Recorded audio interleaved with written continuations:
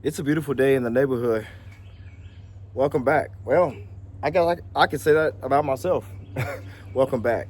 It's been a minute. It's been a couple of weeks since I've been out here and dropped a video. Your boy been busy. I've been having my hand to the plow. I'm out here pastoring the church. Out here having, got the chance to do Bible study, working full time. Hey, your boy's busy. But nevertheless, that's no excuse. It's just a reason. It's good to be back. I had a truth that has been sitting on my spirit. Hold on for a minute. Let me let the plane go by. Always a plane or something got to go by when you try to drop a vid.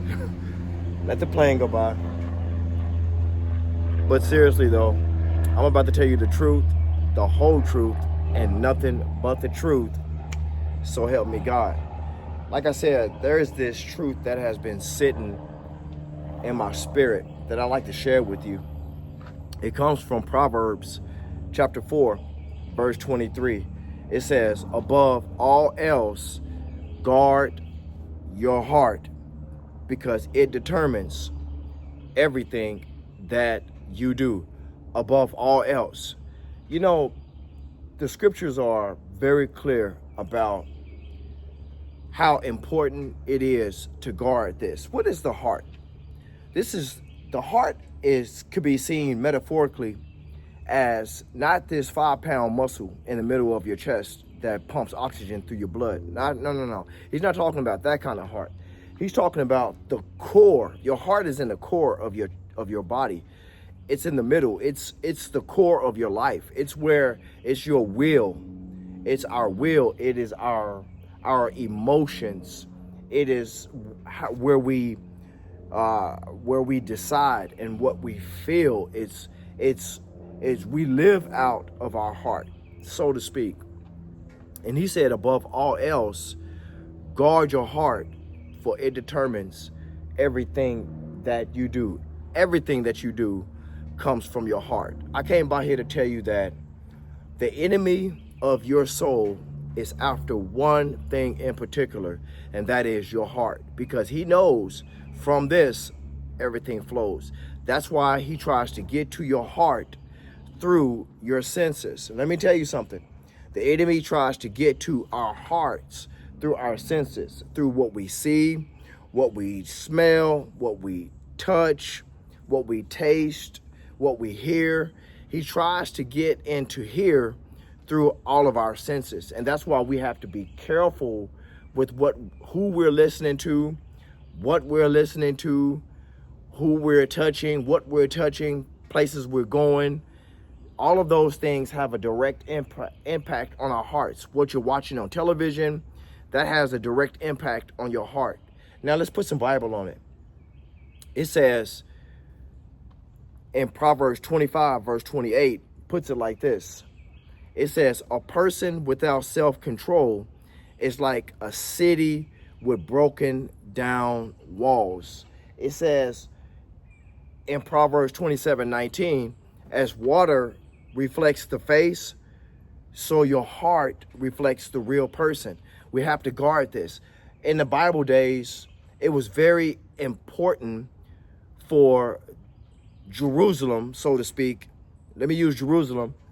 They depended on these high walls to be placed around their city.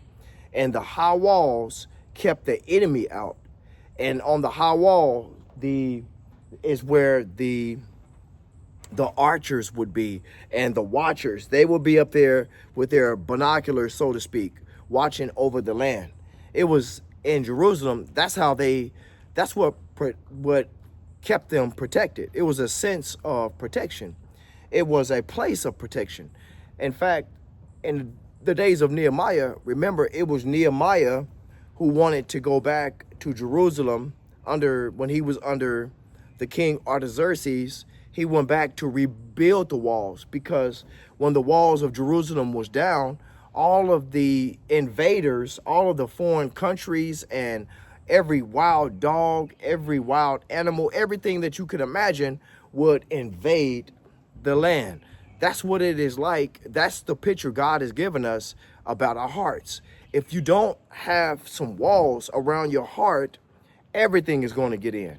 negativity, fear, temptation, lust, everything could get inside of that, inside of your heart. And from here is where we live. You see, the reason why so many people have such a bad outlook on life is because they're not protecting their hearts.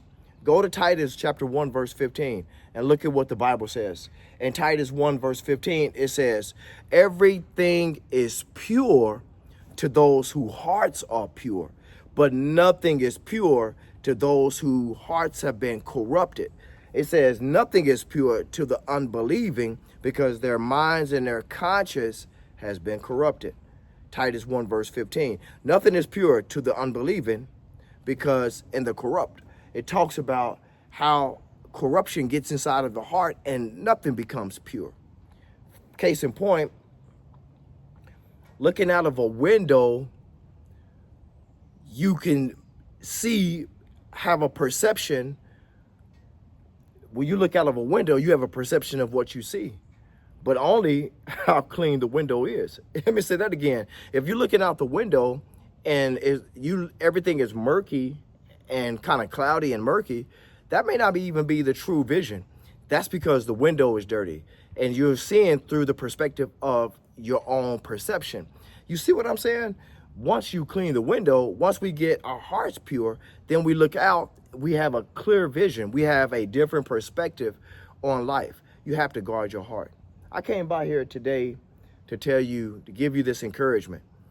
Guard your heart above all else. Don't let all this, there's a lot of stuff out here in the world today.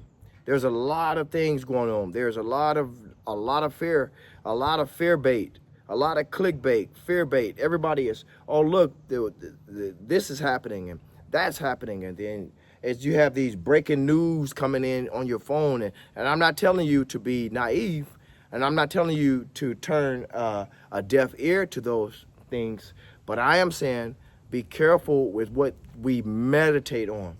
We have to be careful with what we are allowing in our hearts over time, because that can corrupt us. Remember what Jesus said in Matthew 5, verse 8, and I'll leave you with this passage. It says, blessed are the pure in heart, for they shall see God. If you desire to see God, if you desire to see God in people, if you desire to see God in his creation, then you're going to have to get your heart pure. You're going to have to get your heart pure. That's non-negotiable, because everything we do, it comes from it. We have to guard our hearts. Don't let everything in. Shut the door on negativity. Shut the door on lust. Shut the door on fear. Shut the door on all of these different things that are trying to vying for your attention, vying for our hearts. And when we do that, God promises us that we will see him in his creation. We will see him in what he is doing.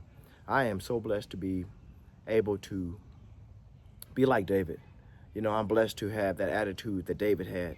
He said, God created me a clean heart and renew a right spirit within me. And I believe that should be all of our prayers.